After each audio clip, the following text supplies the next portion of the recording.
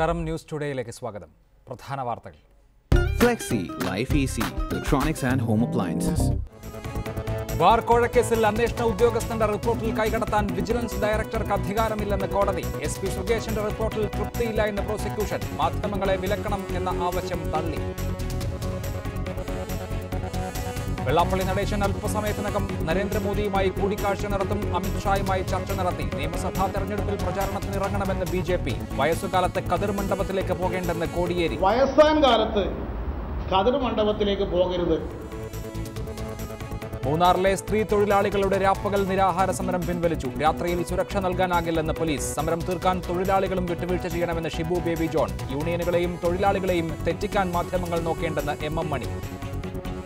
നിങ്ങൾ തുടങ്ങിയപ്പം മുതൽ തന്നെ ഞങ്ങൾക്കിട്ട് പണിയാണെന്നുള്ള കാര്യം ഞങ്ങൾക്കറിയാൻ നന്നായിട്ട്.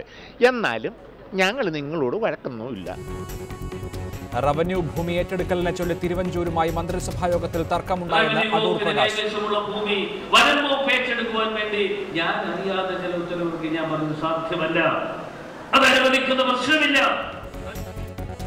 നിയമപരമല്ലാതെ പട്ടയം നൽകാൻ കഴിയില്ല എന്ന് വനം മന്ത്രിയുടെ മറുപടി. ക്യാബിനറ്റ് രഹസ്യങ്ങൾ പരസ്യമാക്കുന്നത് ഉചിതമല്ല.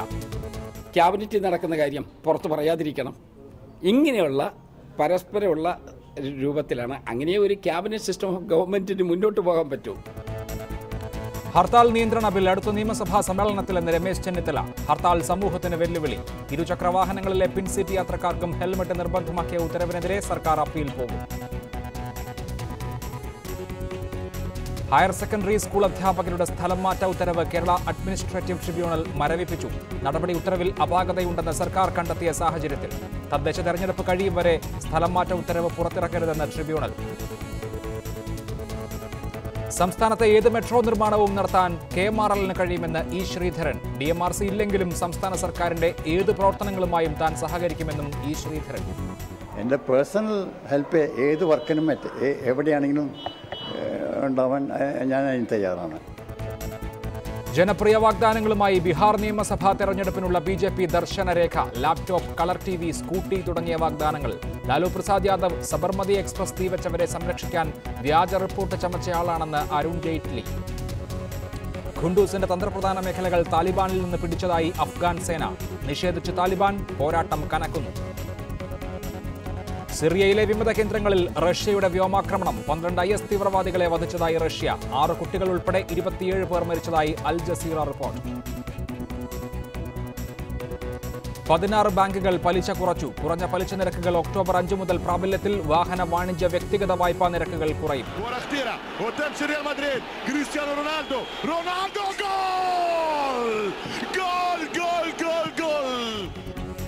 ലോക ഫുട്ബോളർ ക്രിസ്ത്യാനോ റൊണാൾഡോയ്ക്ക് കരിയറിൽ 500ാം ഗോൾ. ചരിത്ര നേട്ടം കൈവരിച്ചത് ചാമ്പ്യൻസ് ലീഗിൽ മാൽമോയ്ക്കെതിരെ ഇരട്ട ഗോളിലൂടെ. റയലിന് വേണ്ടിയുള്ള ഗോൾ നേട്ടത്തിൽ ക്രിസ്ത്യാനോ റൗളിനൊപ്പം. ദക്ഷിണാഫ്രിക്കയുമായുള്ള ഇന്ത്യയുടെ 2020 പരമ്പര നാളെ തുടങ്ങും. ഇടവേളയ്ക്ക് ശേഷം ക്യാപ്റ്റൻ ധോണി തിരിച്ചെത്തുന്നു. ആദ്യ മത്സരം ധർമ്മശാലയിൽ. SNDP യോഗം ജനറൽ സെക്രട്ടറി വെള്ളാപ്പള്ളി നടേശൻ പ്രധാനമന്ത്രി നരേന്ദ്രമോദിയുമായി ദില്ലിയിൽ കൂടിക്കാഴ്ച നടത്തുന്നു. BJP അധ്യക്ഷൻ അമിത്ഷായും കൂടിക്കാഴ്ചയിൽ പങ്കെടുക്കുന്നുണ്ട്. വിവരങ്ങളുമായി PG പ്രബോധ്, എന്താണ് വിശദാംശങ്ങൾ? അഭിലാഷ, BJP SNDP സഖ്യം യാഥാർത്ഥ്യമാകുന്നതിന്റെ സൂചന നൽകിക്കൊണ്ടാണ് ഇപ്പോൾ നടക്കുന്ന പ്രധാനമന്ത്രി നരേന്ദ്രമോദിയും ഒപ്പം വെള്ളാപ്പള്ളി നടേശൻ തമ്മിലുള്ള കൂടിക്കാഴ്ച. നേരത്തെ ഈ പ്രധാനമന്ത്രിമാരുള്ള കൂടിക്കാഴ്ചയ്ക്ക് മുമ്പായി അമിത്ഷായെ പ്രത്യേകം പോയി കണ്ട വെള്ളാപ്പള്ളി നടേശൻ തന്റെ ഉപാധികൾ അറിയിക്കുകയും BJP നേതൃത്വം തിരികെ ആ ഉപാധികളെ സംബന്ധിച്ച ആശയവിനിമയം നടത്തുകയും ചെയ്തിരുന്നു. ഇതിനുശേഷം ഒരു ചർച്ചകൾ പൂർത്തിയായ ശേഷം ഇനി ഒരു അവസാന ഘട്ട ചർച്ച എന്ന നിലയിലാണ് ഇപ്പോൾ പ്രധാനമന്ത്രിയുമായുള്ള കൂടിക്കാഴ്ച. വെള്ളാപ്പള്ളി നടേശൻ മുന്നോട്ട് വെച്ചിരിക്കുന്ന ഉപാധികൾ ഇവയെല്ലാമാണ്. ഒന്ന്, അർഹമായ പ്രാതിനിധ്യം, SNDP അംഗങ്ങൾക്ക് അർഹമായ പ്രാതിനിധ്യം നൽകണം. കേന്ദ്ര സർക്കാരിന്റെ കീഴിലുള്ള കോർപ്പറേഷൻ ബോർഡ് എന്നിവയിൽ SNDPയുടെ പ്രതിനിധികൾ ഉണ്ടാകണം. 2, സ്വന്തമായ രാഷ്ട്രീയ പാർട്ടി ഉണ്ടാക്കിയായിരിക്കും SNDP BJPയുമായി സഹകരിക്കുക. BJPയുമായി സഖ്യത്തിലെത്താൻ മാത്രമേ SNDPക്ക് താല്പര്യമുള്ളൂ. അല്ലാതെ BJP ലയിക്കലോ അല്ലെങ്കിൽ BJPയിലേക്ക് സ്ഥാനാർത്ഥികളെ നൽകലോ SNDP ചെയ്യില്ല. അതോടൊപ്പം തന്നെ SNDP നടത്തുന്ന മൈക്രോ ഫിനാൻസ് ഇവയുൾപ്പെടെയുള്ള വിവിധ സ്ഥാപനങ്ങൾക്ക്, SNDP നടത്തുന്ന സ്ഥാപനങ്ങൾക്ക് അർഹമായ പരിഗണന കേന്ദ്ര സർക്കാരിൽ നിന്ന് ലഭിക്കണം. കേരളത്തിൽ മുന്നോക്ക സമുദായങ്ങളിൽ പിന്നോക്കം നിൽക്കുന്നവർക്ക് വേണ്ടി ഒരു പ്രത്യേക പാക്കേജ് നടപ്പിലാക്കണമെന്ന ആവശ്യവും SNDP മുന്നോട്ട് വെച്ചിട്ടുണ്ട്. ഈ ആവശ്യങ്ങൾ പൂർണ്ണമായി BJP കേന്ദ്ര നേതൃത്വം അംഗീകരിച്ചു എന്നാണ് നമുക്ക് മനസ്സിലാക്കാൻ കഴിയുന്നത്. അതോടൊപ്പം തന്നെ BJP നേതൃത്വം വെച്ച ആവശ്യങ്ങൾ ഒന്ന്, തെരഞ്ഞെടുപ്പിന്റെ പ്രചരണം നേരിട്ട് ഏറ്റെടുക്കണം. വെള്ളാപ്പള്ളി നടേശൻ തന്നെ നേരിട്ട് തെരഞ്ഞെടുപ്പിന്റെ പ്രചരണം ഏറ്റെടുക്കണം. തദ്ദേശ സ്ഥാപനങ്ങളിലേക്കുള്ള തെരഞ്ഞെടുപ്പ് കഴിഞ്ഞാൽ ഉടൻ തന്നെ പരസ്യമായ ഒരു സഖ്യം രൂപീകരിക്കുകയും ഈ സഖ്യത്തിന്റെ അടിസ്ഥാനത്തിലായിരിക്കണം നിയമസഭാ തെരഞ്ഞെടുപ്പിനെ നേരിടേണ്ടത്. അല്ലാതെ മറ്റ് പ്രാദേശികമായ അടവ് നയങ്ങൾ പറ്റില്ല എന്ന BJP നേതൃത്വം കർക്കശമായി അറിയിക്കുകയുണ്ടായി. ഈ ഉപാധികൾ SNDPയും അംഗീകരിച്ചിരിക്കുന്നു. ഇതോടുകൂടിയാണ് ഇപ്പോൾ BJP SNDP സഖ്യത്തിന്റെ അവസാനവട്ട ചർച്ച ഇപ്പോൾ പ്രധാനമന്ത്രിയുടെ ഔദ്യോഗിക വസതിയായ 5RTRൽ നടക്കുന്നത്. ആദ്യം വെള്ളാപ്പള്ളി നടേശനെത്തിയ തൊട്ടു പിന്നാലെ തന്നെ BJP ദേശീയ അധ്യക്ഷൻ അമിത്ഷായും ഈ ചർച്ചയിൽ പങ്കെടുക്കുന്നുണ്ട്. PG പ്രബോധാണ് വിവരങ്ങൾ നൽകിയത്. ദില്ലിയിൽ പ്രധാനമന്ത്രി നരേന്ദ്രമോദിയുമായി വെള്ളാപ്പള്ളി നടേശൻ ചർച്ച നടത്തുകയാണ്. BJP അധ്യക്ഷൻ അമിത്ഷായും അദ്ദേഹത്തോടൊപ്പമുണ്ട്. വയസ്സുകാലത്ത് കതിർ മണ്ഡപത്തിലേക്ക് പോകേണ്ട എന്ന ഉപദേശമാണ് വെള്ളാപ്പള്ളി നടേശന് നൽകാനുള്ളതെന്ന് CPIM സംസ്ഥാന സെക്രട്ടറി കോടിയേരി ബാലകൃഷ്ണൻ. വ്യക്തി താൽപര്യങ്ങൾക്ക് വേണ്ടി ഗുരുദർശനങ്ങളെ ചിലർ അടിയറ വയ്ക്കുകയാണെന്ന് KPCC അധ്യക്ഷൻ VM സുധീരൻ കുറ്റപ്പെടുത്തി. VS ആരോപണം ഉന്നയിച്ചത് കൃത്യമായ ബോധ്യത്തിന്റെ അടിസ്ഥാനത്തിലാണെന്ന് CPIM സംസ്ഥാന സെക്രട്ടറി കോടിയേരി ബാലകൃഷ്ണൻ പറഞ്ഞു. SN ട്രസ്റ്റിന്റെ കണക്കുകൾ പുറത്തുവിടാൻ നടേശൻ തയ്യാറാകുമോ എന്നും VSനെ പിന്തുണച്ചുകൊണ്ട് കോടിയേരി ചോദിച്ചു. അദ്ദേഹം ജനറൽ സെക്രട്ടറി ആയതിനു ശേഷം SN ട്രസ്റ്റിന്റെ കീഴിലും SNDP യോഗത്തിന്റെ കീഴിലും ഉള്ള കോളേജുകളിൽ നടത്തിയ നിയമനത്തിൽ വിദ്യാർത്ഥി പ്രവേശനത്തിൽ ഓരോരുത്തരുടെ കയ്യിൽ നിന്നും വാങ്ങിയ തുക എത്രയാണ് അതൊന്ന് പരസ്യപ്പെടുത്തിയാൽ മതി. അതിനിടെ വെള്ളാപ്പള്ളി നടേശനെതിരെ പരോക്ഷ വിമർശനവുമായി KPCC പ്രസിഡന്റ് VM സുധീരൻ രംഗത്തെത്തി. സ്ഥാനമാനങ്ങൾക്ക് വേണ്ടി ചിലർ ഗുരുദർശനങ്ങളെ അടിയറവ് വയ്ക്കുകയാണ്. ചരിത്രം ഇവർക്ക് മാപ്പ് നൽകില്ല. ഏതെങ്കിലും സ്ഥാനമാനങ്ങൾക്ക് വേണ്ടി, താൽക്കാലിക നേട്ടങ്ങൾക്ക് വേണ്ടി ശ്രീനാരായണ ധർമ്മത്തെ അടിയറ വയ്ക്കാൻ, സംഘപരിവാറിന് അടിയറ വയ്ക്കാൻ ആരെങ്കിലും മുന്നോട്ട് വന്നാൽ അവർ ചെയ്യുന്നത് ഗുരുനിന്ദയാണ്. RSSനെയും BJPയെയും രക്ഷകരായി കാണുന്നവർ മോഹൻ ഭാഗവതിന്റെ പുസ്തകം വായിക്കണമെന്നായിരുന്നു ഇക്കാര്യത്തിൽ CPI സംസ്ഥാന സെക്രട്ടറി കാനം രാജേന്ദ്രന്റെ പ്രതികരണം. എന്നാൽ വെള്ളാപ്പള്ളി കോഴ വാങ്ങിയതിന് തന്റെ പക്കൽ തെളിവില്ലെന്നും കാനം പറഞ്ഞു. നായാടി മുതൽ നമ്പൂതിരി വരെയുള്ള വിശാല ഐക്യത്തോട് യോജിപ്പില്ലെന്ന നിലപാട് വ്യക്തമാക്കി സമസ്ത നായർ സമാജം രംഗത്തെത്തി. വെള്ളാപ്പള്ളിയുടെ വിശാല ഹിന്ദു ഐക്യം കാർ കമ്പനിയുടെ പരസ്യം പോലെയാണ്.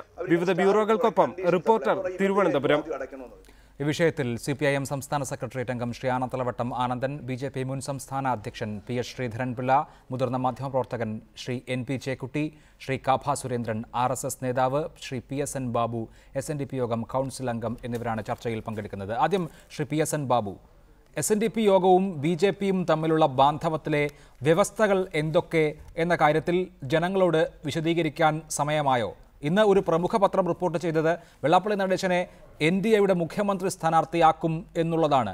അത്തരത്തിൽ അടുത്ത നിയമസഭാ തെരഞ്ഞെടുപ്പിൽ BJP നയിക്കുന്ന മുന്നണിയുടെ പ്രചരണത്തിൻ്റെ മുഖ്യസ്ഥാനത്ത് അല്ലെങ്കിൽ ആ തെരഞ്ഞെടുപ്പിൻ്റെ നായകസ്ഥാനത്ത് വെള്ളാപ്പള്ളി നടേശൻ ഉണ്ടാകുമോ? SNDP യോഗം ആരൊക്കെയായിട്ട് ധാരണയുണ്ടാകും എന്നൊക്കെ ഏതെങ്കിലും പത്രങ്ങൾ റിപ്പോർട്ട് ചെയ്തിട്ടുണ്ടെങ്കിൽ അതൊക്കെ അവരുടെ ഭാവന മാത്രമാണ്. ഞങ്ങൾക്ക് അത് പൊതുജനങ്ങളോട് എന്താണ് പറയേണ്ടതെന്നുള്ളത് ആ സമയത്തിൽ ഞങ്ങളുടെ ബഹുമാന്യനായ ജനറൽ സെക്രട്ടറി പൊതുജനങ്ങളോട് അത് വെളിപ്പെടുത്തും. അത് പത്രങ്ങളിലൂടെയും മറ്റു മാധ്യമങ്ങളിലൂടെയും ഇവിടെ ജനങ്ങൾക്ക് അറിയാൻ കഴിയുന്നതാണ്. പത്രങ്ങൾ എന്താണ് വാർത്ത കൊടുക്കുന്നതെന്നുള്ളത് അത് വെള്ളാപ്പള്ളി നടേശൻ ഇന്ന് കേരളത്തിലെ ഏറ്റവും ശ്രദ്ധേയനായ ഒരു ജനനേതാവാണ്.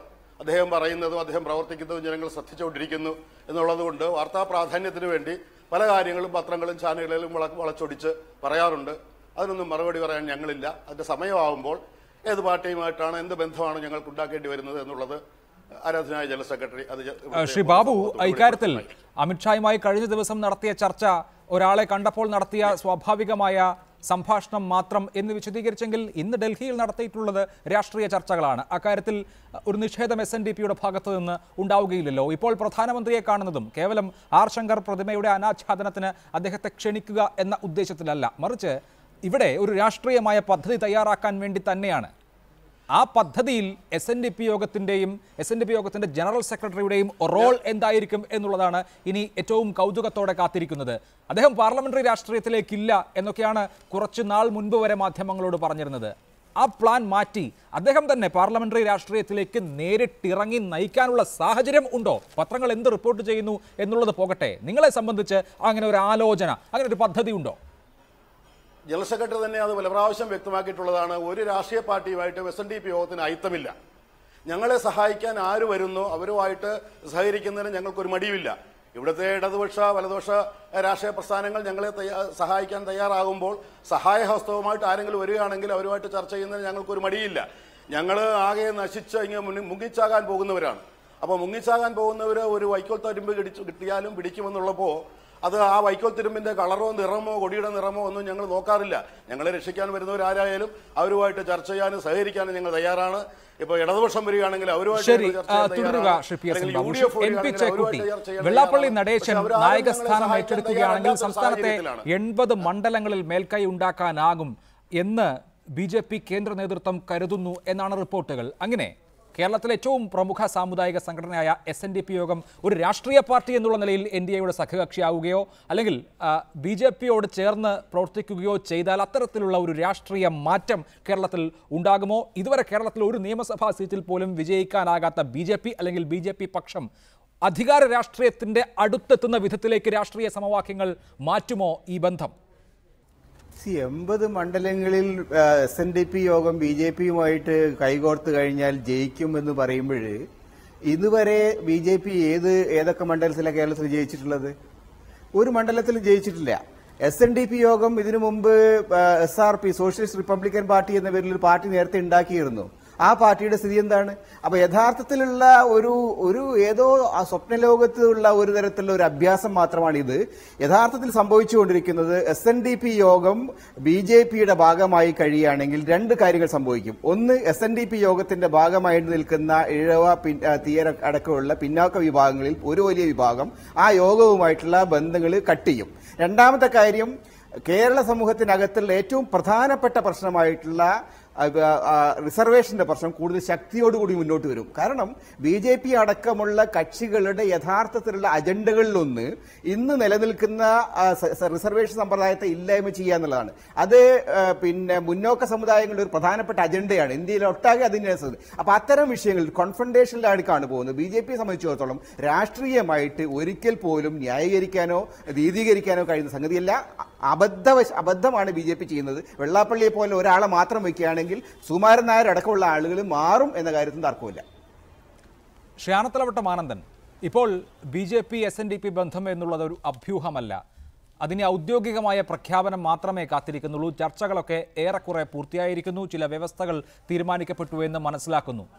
ഒരു പുതിയ രാഷ്ട്രീയ സമവാക്യം കേരളത്തിൽ ഉണ്ടാകുകയാണ് എന്നുള്ള കാര്യത്തിൽ തർക്കമുണ്ടാവുകയില്ലല്ലോ. ആ രാഷ്ട്രീയ സമവാക്യത്തിന് എന്ത് പ്രതിഫലനം ഉണ്ടാക്കാനാകും എന്നുള്ളതാണ് ഏറ്റവും പ്രധാനപ്പെട്ട ഒന്ന്. പരമ്പരാഗതമായി ഇടതുപക്ഷത്തോടൊപ്പം നിന്ന വോട്ടുകൾ മാറും എന്നുള്ള കാര്യമായിരിക്കാം CPIMനെ സംബന്ധിച്ച് ഏറ്റവും ആശങ്കയുണ്ടാക്കുന്ന ഒന്ന്. ഈ വെള്ളാപ്പള്ളി നടേശൻ ഇപ്പോൾ ഏർപ്പെട്ടിരിക്കുന്ന ഈ രാഷ്ട്രീയ കൂട്ടുകെട്ട് വലിയ തോതിൽ ഉലച്ചിലുകൾ ഉണ്ടാക്കും, വലിയൊരു വിസ്ഫോടനമാകും കേരളത്തിൻ്റെ രാഷ്ട്രീയ മണ്ഡലത്തിൽ ഉണ്ടാകുക എന്ന് നിങ്ങൾ ആത്മാർത്ഥമായി പേടിക്കുന്നുണ്ടോ? ഇല്ല, ഒരു വിസ്ഫോടനം ഉണ്ടാകുമെന്ന് പറയുന്നത് ശരിയാണ്. ശ്രീനാരായണ ദർശനങ്ങളും അദ്ദേഹത്തിൻ്റെ സന്ദേശവും നടപ്പാക്കാനുള്ള ഒരു സംഘടനയായിട്ടാണ് SNDP യോഗം ശ്രീനാരായണ ധർമ്മപരിപാലന യോഗം സ്ഥാപിച്ചത്. അതിൻ്റെ നേതൃസ്ഥാനത്തിരുന്നുകൊണ്ട് ആ ശ്രീനാരായണ ധർമ്മങ്ങൾക്കെതിരായി അതിനെ കുഴിച്ചുമൂടുന്നതിന്, തെരുവിലിട്ട് ചവിട്ടി അരയ്ക്കുന്നതിന് ആഗ്രഹിക്കുന്ന ശക്തികളുമായി, വർഗീയ ശക്തികളുമായി കൂട്ടുകെട്ടുണ്ടാക്കുന്നത് SNDP യോഗത്തിൽ വലിയ വിസ്ഫോടനം ഉണ്ടാക്കും. തീർച്ചയായും ഈഴവരാതി പിന്നോക്ക സമുദായങ്ങൾ ആ ശ്രീനാരായണരെ ബഹുമാനിക്കുന്ന, ആരാധിക്കുന്ന, ശ്രീനാരായണനെ ബഹുമാനിക്കുക ആരാധിക്കുകയും ചെയ്യുന്ന മനുഷ്യർ അവരൊരിക്കലും അത് പൊറുക്കുന്നതല്ല. ശ്രീ വെള്ളാപ്പള്ളിക്ക് പാർട്ടി ഉണ്ടാക്കാം, അത് കുറേ കാലമായി BJPയുമായി കൂട്ടുകെട്ടുണ്ടാക്കാൻ ശ്രമിക്കുന്നു. അദ്ദേഹം പറയുന്നത് ഞാൻ അങ്ങനെ ഒരു പാർട്ടിയുമായിട്ടും എനിക്ക് ബന്ധമില്ല, സഖ്യമില്ല എന്നെല്ലാം പറയുമെങ്കിലും അതെല്ലാം പകൽ പോലെ തെളിഞ്ഞതാണ്. ഏറ്റവും കൂടുതൽ അടുപ്പം തുഗാഡിയുമായിട്ടുള്ള ബന്ധം, സിംഗാളുമായിട്ടുള്ള ബന്ധം, ഏറ്റവും ഒടുവിലായി ഇപ്പോൾ അമിത്ഷായുമായിട്ടുള്ള കൂടിക്കാഴ്ച, മോഡിയുമായി നേരത്തെ ഉണ്ടാക്കിയ ബന്ധങ്ങൾ, ഇതെല്ലാം BJPയുടെ നേതൃത്വം BJPയുമായി സന്ധി ഉണ്ടാക്കാൻ ശ്രമിക്കുകയാണ്. SNDPയുടെ നേതൃത്വം അങ്ങനെ BJPയുമായി സന്ധി ഉണ്ടാക്കിയാൽ ശ്രീനാരായണനെ ബഹുമാനിക്കുകയും ആദരിക്കുകയും സ്നേഹിക്കുകയും ഒക്കെ ചെയ്യുന്ന സമൂഹം അതിനോടൊപ്പം നിന്നെന്ന് വരില്ല. ശ്രീനാരായണ ദർശനങ്ങളും BJPയുടെ ദർശനങ്ങളും കടലും കടലാലിയും തമ്മിൽ വ്യത്യാസമുള്ളതാണ്. ശരി, നമ്മൾ അതൊക്കെ ഒരുപാട് ചർച്ച ചെയ്തതാണ്. താങ്കളിലേക്ക് മടങ്ങി PS ശ്രീധരൻപിള്ള, മാധ്യമങ്ങൾ റിപ്പോർട്ട് ചെയ്തിരിക്കുന്നത് പോലെ വെള്ളാപ്പള്ളി നടേശനെ മുഖ്യമന്ത്രി സ്ഥാനാർത്ഥിയാക്കിയുള്ള ഒരു തെരഞ്ഞെടുപ്പ് പോരാട്ടത്തിനാണ് BJPയുടെ കേന്ദ്ര നേതൃത്വം തയ്യാറാകുന്നത് എങ്കിൽ, അല്ലെങ്കിൽ അതാണ് ഇങ്ങോട്ട് സംസ്ഥാന നേതൃത്വത്തിന് നൽകുന്ന നിർദ്ദേശം എങ്കിൽ, സംസ്ഥാനത്തെ നേതാക്കൾ അതിനോട് എങ്ങനെ പ്രതികരിക്കും എന്നറിയാൻ താല്പര്യമുണ്ട്. കേരളം ഏതെങ്കിലും ഒരു ജാതി നേതാവിനെ മുന്നിൽ നിർത്തിയതുകൊണ്ട് വിജയിച്ചു കയറാൻ പറ്റുന്ന ഒരു സംസ്ഥാനമാണ് എന്ന മൗഢ്യം കേന്ദ്രത്തിലെ BJP നേതാക്കൾക്കുണ്ടെങ്കിൽ സംസ്ഥാനത്തെ നേതാക്കൾ അത് തിരുത്തുമോ? ഇതൊക്കെ സാങ്കല്പികമാണ് ഈ ചോദ്യങ്ങൾ. കാരണം രാഷ്ട്രീയം ഒരു കലയാണ്. ആ കലയെ സംബന്ധിച്ചിടത്തോളം ഓരോ ഘട്ടത്തിലും അതിനുള്ള തത്വങ്ങളിൽ ഉറച്ചു നിന്നുകൊണ്ട് തത്വവും നയവും ഉണ്ട്. തത്വങ്ങളിൽ ഉറച്ചു നിൽക്കുകയും നയങ്ങൾ കാലാനുസൃതമായി സന്ദർഭത്തിനനുസരിച്ച് പ്രയോഗിക്കുകയാണ് ചെയ്യുന്നത്. അങ്ങനെ പ്രയോഗിക്കുന്നതിൽ ഇന്ത്യയിൽ ഏറ്റവും വിജയിച്ച നേതാവാണ് നരേന്ദ്രമോദിയും അല്ല അദ്ദേഹത്തിന്റെ ടീമും. അതുകൊണ്ട് ഇക്കാര്യത്തിൽ പരാജയപ്പെട്ട ഞാനിവിടെ ഇതില് ബഹുമാനപ്പെട്ട CPM നേതാവിന്റെ വാക്കുകൾ ശ്രവിക്കുകയായിരുന്നു. അതിൽ അദ്ദേഹം ഒരു കാര്യം മനസ്സിലാക്കണം. ഇതിൽ നോക്കുമ്പം ഇന്ത്യ രാജ്യത്ത് പിന്നോക്ക വിഭാഗങ്ങളുടെ ഏറ്റവും വലിയ പിന്തുണയോടുകൂടി ആണ് ഇന്ത്യയിൽ BJP അധികാരത്തിൽ വന്നിട്ടുള്ളത്. ഇപ്പൊ ഉത്തർപ്രദേശ് തന്നെ എടുത്തു നോക്കിക്കഴിഞ്ഞാൽ ഉത്തർപ്രദേശില് 8 സീറ്റ് ഒഴിച്ച് ബാക്കി മുഴുവൻ സീറ്റും BJP തൂത്തുവാരം എന്തിന്റെ അടിസ്ഥാനത്തിലാണ്?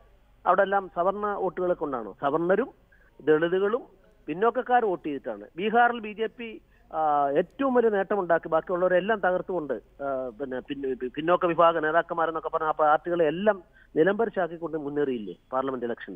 അപ്പൊ ഇതിലൊക്കെ വോട്ട് ചെയ്തത് പിന്നോക്കക്കാരാണ്, ദളിതുകളാണ്, പാവപ്പെട്ടവരാണ്.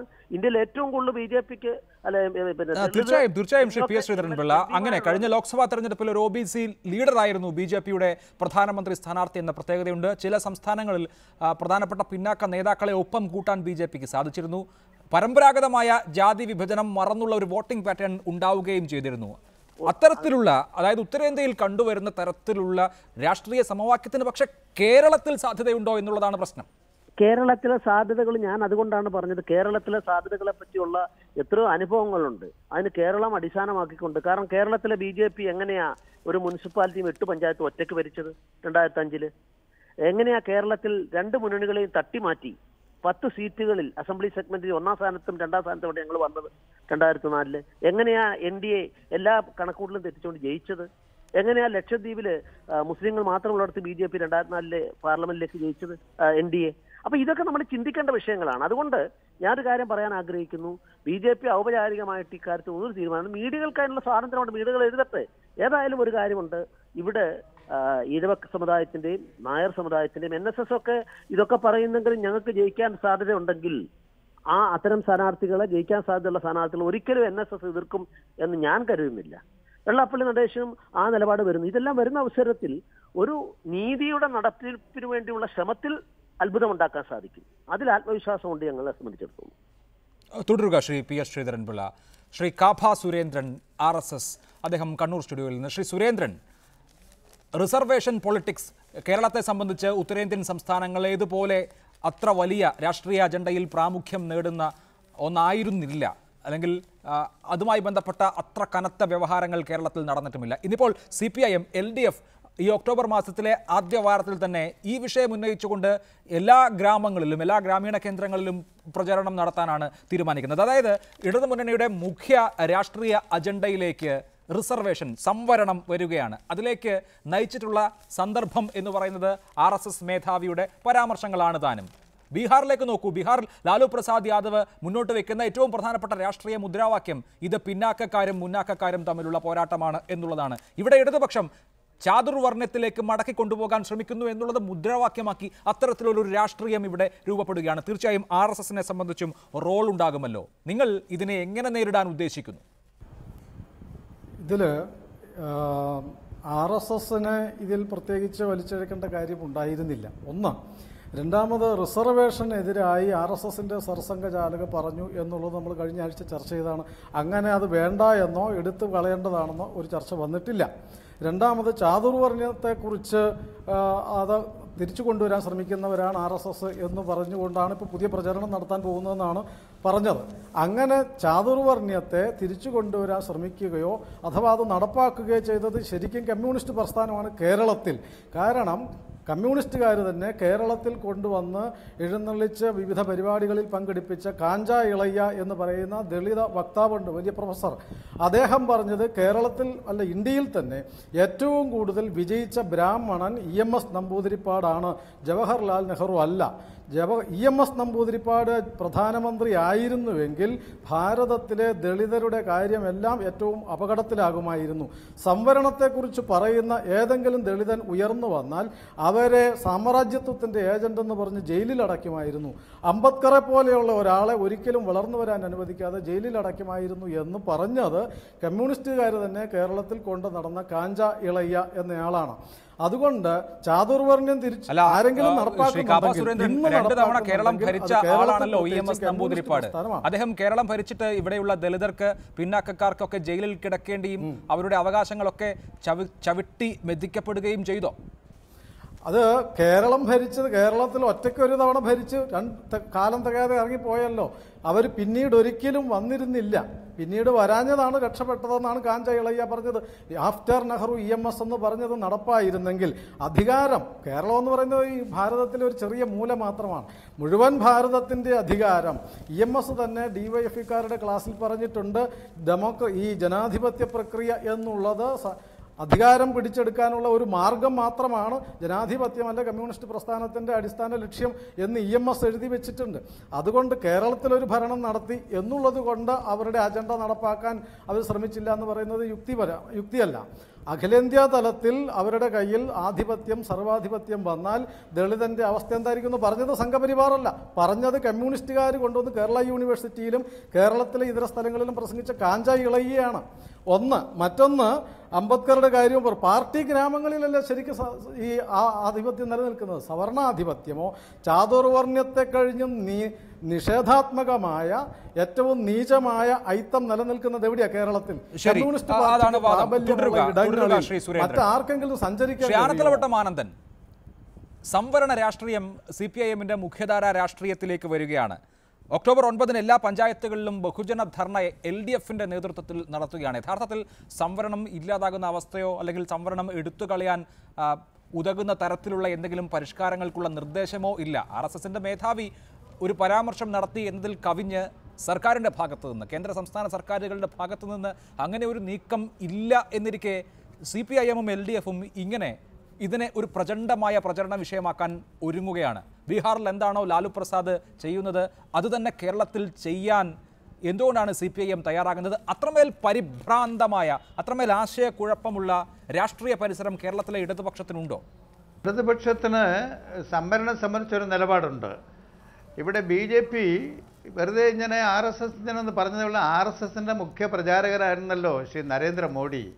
അദ്ദേഹം RSSനെ വിട്ടിട്ട് ഈ BJP ഗവൺമെൻറ് എന്ന് പറയുന്നതിൽ വേറെ എന്തെങ്കിലും RSS പറയുന്നതിന് വിരുദ്ധമായി ചെയ്യാൻ കഴിയുമോ?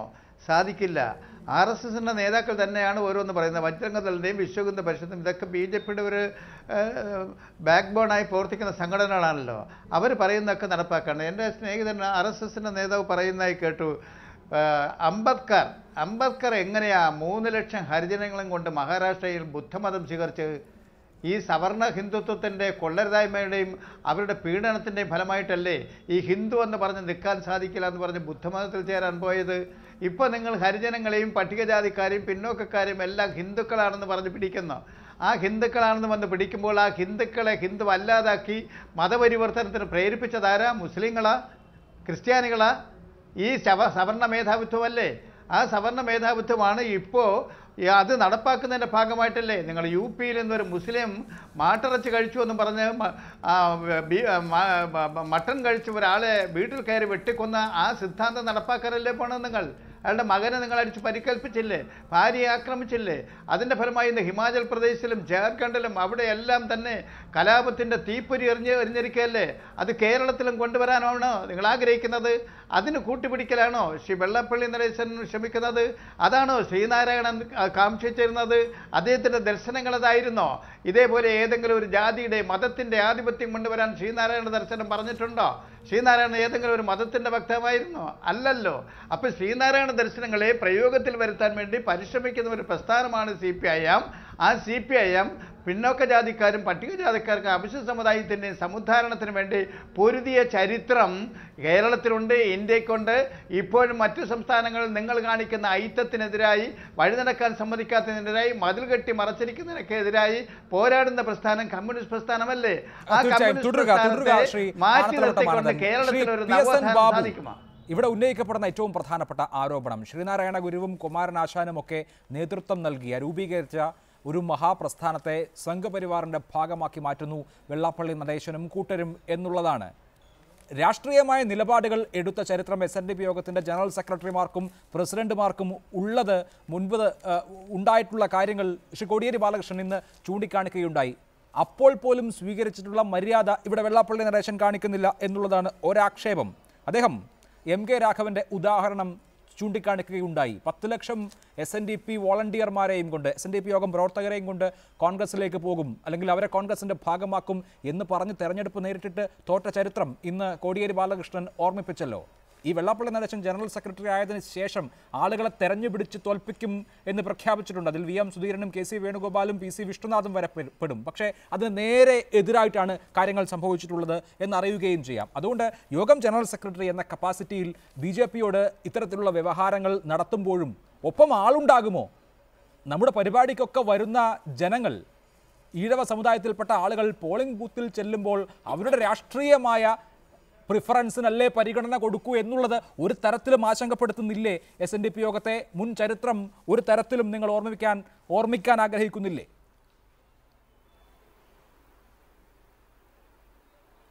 അത് പറയുന്നതിന് മുമ്പ് ബഹുമാന്യനായ ശ്രീ ആനത്തലവട്ട ആനന്ദിനോട് എനിക്കൊരു കാര്യം പറയാനുണ്ട്. അദ്ദേഹം SNDP യോഗത്തിൽ ഒരു വലിയ വിസ്ഫോടനം നടത്തുമെന്ന് ഇപ്പോൾ പറഞ്ഞല്ലോ. അപ്പോൾ SNDP യോഗത്തിലെ വിസ്ഫോടനം തടയാൻ ശ്രമിക്കുന്നതിന് മുമ്പ് അദ്ദേഹം സ്വന്തം പാർട്ടിയിലെ വിസ്ഫോടനം തടയാനാണ് ആദ്യം ശ്രമിക്കേണ്ടത്.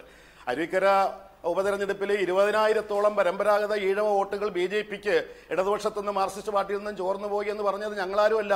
അത് അവിടെ തിരുവനന്തപുരത്തെ ജില്ലാ കമ്മിറ്റിയുടെ സെക്രട്ടറി തന്നെയാണ് അവിടെ റിപ്പോർട്ട് ചെയ്തതാണ്. അപ്പോൾ അതുകൊണ്ട് ആദ്യം അദ്ദേഹം ഉത്കണ്ഠപ്പെടേണ്ടതും തടയേണ്ടതും ഈ പിന്നോക്ക അധസ്ഥിത വിഭാഗങ്ങളിൽ നിന്നുള്ള BJPയിലേക്കുള്ള ഒഴുക്കിനെ അദ്ദേഹം ആദ്യം തടയട്ടെ.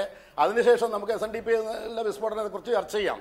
പിന്നെ സംവരണത്തിന്റെ കാര്യം പറഞ്ഞാൽ ഈ ലോകാവസാനം വരെ സംവരണം ഇതേ നിലയിൽ തുടരണമെന്ന് ഞങ്ങൾക്ക് ആർക്കും ആഗ്രഹമില്ല. ജനസംഖ്യാനുപാതികമായി സർക്കാർ ഉദ്യോഗങ്ങളിൽ ഞങ്ങൾക്ക് പ്രാതിനിധ്യം എപ്പോൾ ലഭിച്ചുവെന്ന് അതൊരു സർവേ നടത്തട്ടെ. ഞങ്ങൾ എന്നും ഞങ്ങളുടെ ജനറൽ സെക്രട്ടറി ആവശ്യപ്പെടുന്നതാണ്. സർക്കാർ ഉദ്യോഗങ്ങളിൽ ജനസംഖ്യാനുപാതികമായിട്ടൊരു പഠനം നടത്തട്ടെ, ജാതി തിരിച്ചിട്ടുള്ള ഒരു പട്ടിക പ്രസിദ്ധീകരിക്കട്ടെ സർക്കാരുകൾ. ഞങ്ങൾക്ക് ജനസംഖ്യാനുപാതികമായി പ്രാതിനിധ്യം ലഭിച്ചിട്ടുണ്ടെങ്കിൽ സംവരണം ഞങ്ങൾക്ക് വേണ്ട എന്ന് പറയാൻ ഞങ്ങൾ തയ്യാറാണെന്ന് അദ്ദേഹം പറഞ്ഞിട്ട് അതിനോടൊന്നും പ്രതികരിക്കാൻ ഇവിടെ ആർക്കും തയ്യാറല്ല.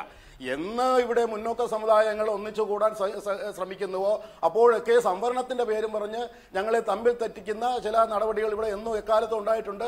ആനത്തലവട്ടം ആനന്ദൻ, വയസ്സാം കാലത്ത് കതിർ മണ്ഡപത്തിലേക്ക് പോകരുത് ഇന്ന് വെള്ളാപ്പള്ളി നടേശനെ ഓർമ്മിപ്പിക്കുകയുണ്ടായി CPIM. അങ്ങനെ കതിർ മണ്ഡപത്തിലേക്ക് പോയാൽ എന്തെങ്കിലും ഉണ്ടാകും എന്ന് ഭയപ്പെടുന്നുണ്ടോ CPIM? അല്ല, SNDP അദ്ദേഹം പോകുന്നതിന് കുഴപ്പമില്ല. പക്ഷേ SNDP യോഗത്തിൻ്റെ സെക്രട്ടറി സ്ഥാനം, ജനറൽ സെക്രട്ടറി സ്ഥാനം രാജിവെച്ചിട്ട് അദ്ദേഹം രാഷ്ട്രീയ പാർട്ടി ഉണ്ടാക്കുന്ന BJPയിലേക്കോ RSSലേക്കോ പോകുന്നതിനൊന്നും ഒരു കുഴപ്പമില്ല. പക്ഷേ ശ്രീനാരായണ ദർശനങ്ങൾ നടപ്പാക്കാനും ചുമതലപ്പെട്ട ബാധ്യതയുള്ള ഒരു സ്ഥാനത്തിരുന്നുകൊണ്ട് ആ ദർശനങ്ങൾക്കെതിരായി പ്രവർത്തിക്കുന്ന ഒരു പ്രസ്ഥാനവുമായി കൂട്ടുകെട്ടുണ്ടാക്കി മുഖ്യമന്ത്രി സ്ഥാനമോ പ്രധാനമന്ത്രി സ്ഥാനമോ ഒക്കെ നേടിയെടുക്കാൻ പോണതൊരു ഔചിത്യക്കുറവുണ്ട്. അത് അദ്ദേഹം ആലോചിക്കണം. ഇവിടെ എൻ്റെ RSSൻ്റെ സ്നേഹിതൻ പറയുകയുണ്ട്, BJPയുടെ സ്നേഹിതൻ പറയുകയുണ്ടായി, അരുവിക്കര മണ്ഡലത്തിൽ 20,000 വോട്ട് ഈഴവ വോട്ട് ചോർന്നു പോയതായി ജില്ലാ സെക്രട്ടറി കടകംപള്ളി സുരേന്ദ്രൻ പറഞ്ഞു. അങ്ങനെ കടകംപള്ളി സുരേന്ദ്രൻ പറഞ്ഞിട്ടേ ഇല്ല. ഞങ്ങൾ ആ തെരഞ്ഞെടുപ്പിന് അസസ് ചെയ്തിട്ടുണ്ട്. 20,000 വോട്ട് BJPക്ക് അവിടെ കൂടുതൽ കിട്ടി. അത് ഞങ്ങളുടെ നിന്ന് മാത്രമല്ല, ഞങ്ങളുടെ നിന്ന് 10,000-ൽ പരം വോട്ട് പോയിട്ടുണ്ട്. അത് മുഴുവൻ ഈഴവരാണെന്ന് ഞങ്ങൾ കരുതുന്നില്ല. എല്ലാ സമുദായങ്ങളിലും പെടുന്നവരുണ്ടാവാം. ബാക്കി പോയത് കോൺഗ്രസിൻ്റെ നിന്നാണ് പോയിട്ടുള്ളത്. അല്ലാതെ CPMൻ്റെ നിന്ന് 20,000 വോട്ട് ചോർന്നല്ല. ഞങ്ങളുടെ വോട്ട് മാത്രമല്ല അപ്പുറത്ത് കിട്ടിയത്. ഞങ്ങൾക്ക് കഴിഞ്ഞ 2011 കാർത്തികേയൻ മത്സരിച്ചപ്പോൾ കിട്ടിയതിനേക്കാൾ 573 വോട്ട് കൂടുതലേ കിട്ടിയുള്ളൂ. കോൺഗ്രസിനാണ് കാർത്തികേയൻ മത്സരത്തിനേക്കാൾ കുറച്ച് വോട്ട് കിട്ടിയത്. വർദ്ധിച്ചു വന്ന വോട്ടുകളും മറ്റുമെല്ലാം കുറച്ച് BJPക്ക് കിട്ടിയിട്ടുണ്ട്. അത് ഞങ്ങളുടെ നിന്നുള്ള കണ്ടെത്തൽ ശരിയല്ല.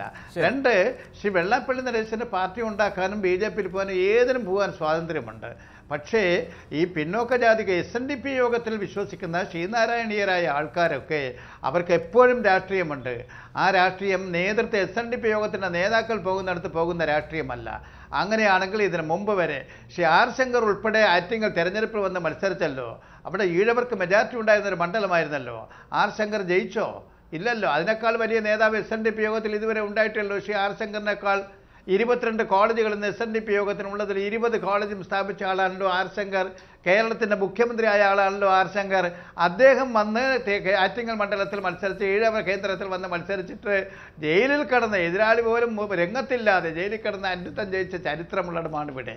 അതുകൊണ്ട് ഈഴവരെല്ലാവരും തന്നെ കോൺഗ്രസ് SNDP യോഗത്തിൻ്റെ നേതാക്കൾ മത്സരിക്കുന്നിടത്ത് നിൽക്കുന്ന നിലപാടിൽ അവരെല്ലാം പോയി ചേരുമെന്ന് പറയുന്നത് ഈഴവർ ശ്രീനാരായണ ദർശനങ്ങൾ ആ ഈഴവ സമുദായത്തിലുള്ള NP ചേക്കുട്ടി, അരുവിക്കര നിയമസഭാ ഉപതെരഞ്ഞെടുപ്പോട് കൂടിയാണ് ഈ ചർച്ചകളൊക്കെ പ്രത്യേക ഒരു മാനത്തിലേക്ക് നീങ്ങിയത്. അവിടെ BJP 35,000 വോട്ട് നേടി എന്നുള്ളത് ഒരു പ്രധാനപ്പെട്ട വസ്തുതയാണ്.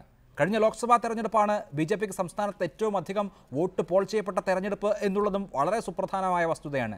അങ്ങനെ ഇരിക്കുമ്പോഴാണ് സംസ്ഥാനത്തെ ഒരു പ്രമുഖ സാമുദായിക സംഘടന BJP ബാന്ധവമാകാമെന്ന് പരസ്യമായി നിലപാടെടുത്ത് മുന്നോട്ട് പോകുന്നത്. മുൻപ് SNDP യോഗത്തിൻ്റെ നേതാക്കൾ സ്വീകരിച്ച നിലപാടിനൊപ്പം, രാഷ്ട്രീയമായ നിലപാടിനൊപ്പം അണികൾ നിന്നിട്ടില്ല എന്നുള്ളത് ഇക്കുറി അങ്ങനെ ആകണമെന്നില്ല. കാരണം BJPക്ക് ഫേവറബിളായ ഒരു സാഹചര്യം ഉണ്ട് എന്നിരിക്കെ ഒരു പ്രമുഖ സാമുദായിക സംഘടന ഇങ്ങനെ നിലപാട് സ്വീകരിക്കുന്നത് സ്വാഭാവികമായും ചലനങ്ങൾ ഉണ്ടാക്കില്ലേ?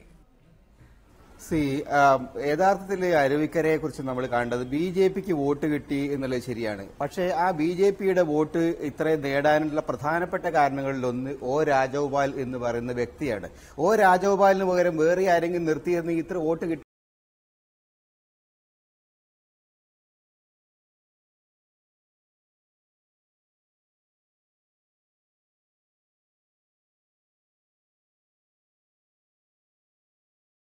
SNDPയും ചേർന്ന് കഴിഞ്ഞാൽ കേരളമാവില്ല. കേരളത്തിൽ സാമുദായികമായിട്ടുള്ള ധ്രുവീകരണം നോക്കിക്കഴിഞ്ഞാൽ നമ്മൾ കാണാൻ കഴിയുക മുസ്ലിം, ക്രിസ്ത്യൻ തുടങ്ങിയ സമുദായങ്ങളുണ്ട്. വളരെ സ്ട്രോങ് ആണ്. ഏതാണ്ട് 40% വോട്ടുകൾ വരും. ഈ ഹിന്ദു സമുദായത്തിനകത്ത് വലിയ ഭിന്നതകളുണ്ട്. ഈ ഭിന്നതകളിൽ ഏറ്റവും പ്രധാനപ്പെട്ട പ്രശ്നം എന്ന് പറയുന്നത് റിസർവേഷനുമായിട്ട് ബന്ധപ്പെട്ട പ്രശ്നം തന്നെയാണ്. ഇതുവരെ അത്തരം വിഷയങ്ങളെക്കുറിച്ച് നമ്മൾ ഗൗരവമായി ചർച്ച ചെയ്തിരുന്നില്ല. പക്ഷേ ഇപ്പോൾ സംഭവിച്ചുകൊണ്ടിരിക്കുന്നത് യഥാർത്ഥത്തിൽ പിന്നോക്ക സമുദായങ്ങൾ നേടിയിരുന്ന ആനുകൂല്യങ്ങളെ ഇല്ലായ്മ ചെയ്യാൻ വളരെ ഗൗരവമുള്ള ശ്രമം നടക്കുന്നുണ്ട്. സുകുമാരൻ നായർ പറഞ്ഞു സാമ്പത്തിക സംവരണം വേണമെന്ന്. ആ തരത്തിലുള്ള നീക്കങ്ങൾ വളരെ ശക്തിയായി നടക്കുകയാണ്. അതിന്റെ പിന്നിൽ വളരെ ശക്തമായിട്ടുള്ള സവർണ താല്പര്യങ്ങളുണ്ട്. ഈ സവർണ താല്പര്യങ്ങൾ ആണ് പിന്നിൽ നിൽക്കുന്നത് എന്നതുകൊണ്ട് തന്നെ കേരളത്തിലും വളരെ ഗുരുതരമായ മട്ടിലുള്ള ഒരു സാമുദായികമായിട്ടുള്ള സംഘർഷം വരും. അത് ഏറ്റവും കൂടുതൽ ബാധിക്കാൻ പോകുന്നത് ഹൈന്ദവ സമുദായത്തിലാണ്. കാരണം ഹൈന്ദവ സമുദായത്തിലെ പിന്നോക്ക സമുദായങ്ങളുടെ ആനുകൂല്യങ്ങൾ വെട്ടിക്കുറയ്ക്കാനും ഇല്ലായ്മ ചെയ്യാനുള്ള ശ്രമം നടക്കുന്നുണ്ട്. ആ ശ്രമങ്ങൾ നടക്കുന്ന സമയത്ത് SNDPയെ പോലുള്ള പ്രസ്ഥാനങ്ങൾ സംഘപരിവാറിന്റെ കൂടെ നിൽക്കുകയാണെങ്കിൽ SNDP പ്രസ്ഥാനത്തിന്റെ അടിത്തറയാവും തകരുക. BJPയോട് കൂടിച്ചേരുന്നത് വഴി യഥാർത്ഥത്തിൽ സംഭവിക്കാൻ പോകുന്നത് കേരളത്തിലുള്ള പിന്നോക്ക സമുദായത്തിന്റെ പ്രധാനപ്പെട്ട സംഘടനകളെ ഇല്ലായ്മ ചെയ്യുക എന്നുള്ളതായിരിക്കും. പക്ഷേ ദീർഘകാലാടിസ്ഥാനത്തിൽ അതായിരിക്കാം അവരുടെ ലക്ഷ്യം. പക്ഷേ അത് SNDP യോഗം ചെയ്യേണ്ടതാണോ എന്ന് അവരുടെ ലീഡർഷിപ്പ് പരിശോധിക്കണം. ഈ തരത്തിലുള്ള ഒരു അവബോധവും ഈ തരത്തിലുള്ള ഒരു ചർച്ചയുമാണ് യഥാർത്ഥത്തിൽ സംഭവിക്കാൻ പോകുന്നത്. ഇത് ഒരിക്കൽ പോലും കേരളത്തിലെ സാധാരണ രാഷ്ട്രീയക്കാരെ സംബന്ധിച്ചുള്ള ഒരു പ്രശ്നമേ അല്ല. കാരണം വളരെ കാര്യമായിട്ടുള്ള രാഷ്ട്രീയമായ നേട്ടങ്ങളുടെ അടിസ്ഥാനത്തിൽ ഈ സമുദായങ്ങളുമായിട്ട് ദീർഘകാല ബന്ധങ്ങളുടെ അടിസ്ഥാനത്തിലാണ് LDF UDF നിൽക്കുന്നത്. SNDPയെ സംബന്ധിച്ചിടത്തോളം BJPയുമായിട്ട് നടത്തുന്ന ഒരു അലയൻസും ഒരിക്കലും ഒരു പ്രയോജനം ചെയ്യാൻ പോകുന്നില്ല. റൈറ്റ്. ശ്രീ കഫ സുരേന്ദ്രൻ, കേരളത്തിൽ ജാതി സംഘർഷത്തിന്റെ കാലമാണോ വരാൻ പോകുന്നത്? സാമുദായിക സംഘടനകൾ രാഷ്ട്രീയമായി ഏതെങ്കിലും ഒരു മുന്നണിയെ സഹായിക്കുക എന്ന കേവലമായ കാര്യമല്ല ഇവിടെ സംഭവിക്കാൻ പോകുന്നത്. മറിച്ച് മതപരമായ അടിസ്ഥാനത്തിൽ അല്ലെങ്കിൽ സാമുദായികമായ അടിസ്ഥാനത്തിലുള്ള ഒരു സംഘാടനമാണ്. അതിൻ്റെ പേരിലുള്ള ഒരു മുന്നണി രൂപവൽക്കരണമോ അതുമായി ബന്ധപ്പെട്ട രാഷ്ട്രീയ പാർട്ടി രൂപവൽക്കരണമോ ആണ്. സ്വാഭാവികമായും ഇത്തരത്തിൽ റിസർവേഷൻ ഒരിക്കൽ കൂടി രാഷ്ട്രീയ അജണ്ടയിലേക്ക് വരുന്നു. മുന്നാക്ക വിഭാഗത്തിലെ പിന്നാക്കക്കാർക്ക് സംവരണം എന്ന ആവശ്യം വളരെ ശക്തമായി ഉയരുന്നു. ജാതി സംഘർഷത്തിൻ്റെ കാലത്തേക്ക് കേരളം പോകുന്ന നിലയിലുള്ള ധ്രുവീകരണം ഇവിടെ ഉണ്ടായിക്കൊണ്ടിരിക്കുകയാണോ?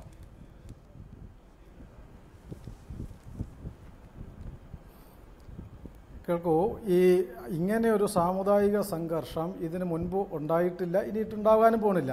അത് ഉണ്ടാക്കാനാണ് കമ്മ്യൂണിസ്റ്റുകാരും തൽപര കക്ഷികളും ശ്രമിക്കുന്നത്. എനിക്കൊരു 3 കാര്യം വേറെ പറയാനുണ്ട്. ഒന്നിപ്പോൾ ഇദ്ദേഹം പറഞ്ഞു ഈ കല്യാണ മണ്ഡപത്തിലേക്ക്, കതിർ മണ്ഡപത്തിലേക്ക് വയസ്സാം കാലത്ത് പോകുന്നതിനെക്കുറിച്ച് ശ്രീ ആനന്ദൻ പറയുകയുണ്ടായി.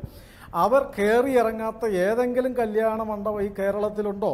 കേരളത്തിൽ നടക്കുന്നതും ക്ഷണിച്ചതും ക്ഷണിക്കാത്തതുമായ എല്ലാ കതിർ മണ്ഡപങ്ങളിലും കയറി ഇറങ്ങി നടന്നിട്ടുള്ളവരാണ് കമ്മ്യൂണിസ്റ്റുകാർ. ചിലയിടത്തൊക്കെ ബാന്ധവം ഉണ്ടാക്കിയിട്ടുണ്ട്. അതുകൊണ്ട് അതിനെക്കുറിച്ച് പറഞ്ഞിട്ട് വെറുതെ നാട്ടുകാരെ പറ്റിക്കാൻ ശ്രമിക്കരുത്. മറ്റൊന്ന്, അദ്ദേഹം ആദ്യം പറഞ്ഞപ്പോൾ ഈ അവിടെ എവിടെയോ സംഘർഷം നടന്നു, ആരെയോ ബീഫ് തിന്നതിൻ്റെ പേരിൽ കൊന്നു. ലോകത്ത് നടക്കുന്ന എല്ലാ ആക്രമണങ്ങളുടെയും ഉത്തരവാദിത്വം ഇങ്ങനെ സംഘപരിവാറിൻ്റെ തല കെട്ടിവെച്ച് പറഞ്ഞിട്ടല്ലാതെ കമ്മ്യൂണിസ്റ്റ് പാർട്ടിക്ക് സത്യസന്ധമായി എന്തെങ്കിലും പറഞ്ഞിട്ട് രാഷ്ട്രീയ പ്രവർത്തനം നടത്താൻ കഴിയുമോ? നുണയാണ് അവരുടെ തത്വശാസ്ത്രം. മൂന്നാമത്തെ കാര്യം, ഗുരുദേവ ദർശനത്തിൻ്റെ ശരിയായ പിൻഗാമികൾ അവരാണെന്ന് പറഞ്ഞു. എനിക്കത് കേട്ടപ്പോൾ വളരെ തമാശ തോന്നി, പരിഹാസ്യതയും തോന്നി. ശ്രീനാരായണ ഗുരുദേവൻ തപസ് ചെയ്ത ആളാണ്. അങ്ങനെയാണ് അദ്ദേഹത്തിൻ്റെ പ്രവർത്തനത്തിൻ്റെ ആരംഭം. കമ്മ്യൂണിസ്റ്റ് പ്രസ്ഥാനത്തിൽ തപസ്സിന് എന്തെങ്കിലും സ്ഥാനം ഉണ്ടോ എന്ന് പറഞ്ഞു തരാൻ കഴിയുമോ? ശ്രീനാരായണ ഗുരുദേവൻ അദ്വൈത ആശ്രമം സ്ഥാപിച്ചു. അത് കമ്മ്യൂണിസ്റ്റ് പ്രസ്ഥാനത്തിൻ്റെ ആദർശമായിട്ട് എവിടെയാണ് പൊരുത്തപ്പെടുക? ശ്രീനാരായണ ഗുരുദേവൻ സന്യാസി സംഘം ഉണ്ടാക്കി. കമ്മ്യൂണിസ്റ്റുകാർ സന്യാസിമാരെ സംരക്ഷിക്കുന്നവരാണോ തല്ലാൻ നടക്കുന്നവരാണോ? ഇത് ഏത് തരത്തിലുള്ള കാര്യങ്ങളാണ് കമ്മ്യൂണിസ്റ്റ് പാർട്ടിക്ക് ശ്രീനാരായണ ദർശനവുമായിട്ട് ബന്ധമുണ്ടാവുക? ശ്രീനാരായണ ഗുരുദേവൻ എഴുതിയ ഏതെങ്കിലും ഒരു കൃതി, ആകെ കമ്മ്യൂണിസ്റ്റുകാർ EMSന്റെ കാലം തൊട്ട് 3 വാക്യങ്ങൾ ഇങ്ങനെ കാണാതെ പഠിച്ച് തത്തമ്മ പൂച്ച പോലെ പറയുന്നു എന്നല്ലാതെ ഗുരുദേവന്റെ ഒരു കൃതി പോലും ഇവർ ഉദ്ധരിച്ച് കേട്ടിട്ടില്ല. ഒരിക്കലും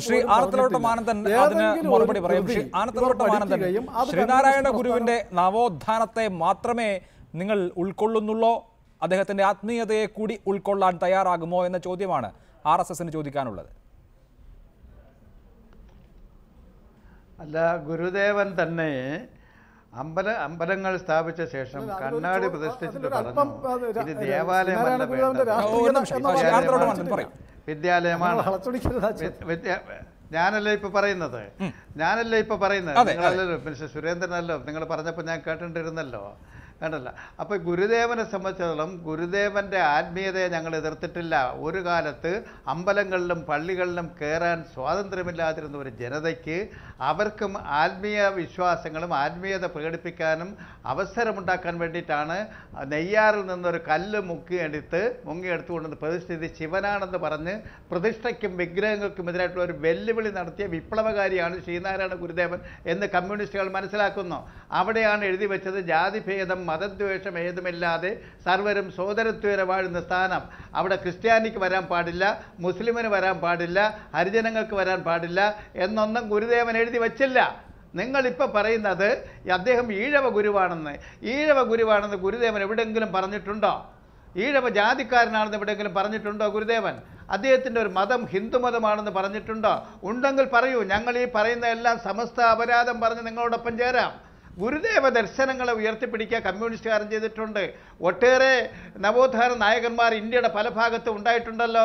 അവിടെ ഒന്നും കേരളത്തിൽ വന്നതുപോലെ ഉച്ചനീചത്വങ്ങൾ തുടച്ചു മാറ്റാനും മനുഷ്യന് സമന്മാരായി ജീവിക്കാനും കഴിയുന്ന ഒരു അന്തരീക്ഷം ഉണ്ടാക്കിയെടുക്കാൻ എന്തുകൊണ്ട് കഴിഞ്ഞില്ല? ആ ദർശനം കൊണ്ട് മാത്രം ഉണ്ടാകുമായിരുന്നോ? ആ ദർശനം നടപ്പാക്കാൻ ഒരു പ്രസ്ഥാനം വേണമായിരുന്നു. അതാണ് കേരളത്തിൽ കമ്മ്യൂണിസ്റ്റ് പ്രസ്ഥാനം. കമ്മ്യൂണിസ്റ്റുകാരാണ് ഗുരുദേവന്റെ ദർശനങ്ങളെ പ്രയോഗത്തിൽ വരുത്താൻ വേണ്ടി പാടുപെട്ടുള്ളതും പ്രയോഗത്തിൽ വരുത്തിയതും. അതാണ് കേരളത്തിൽ വന്നിട്ടുള്ള മാറ്റം.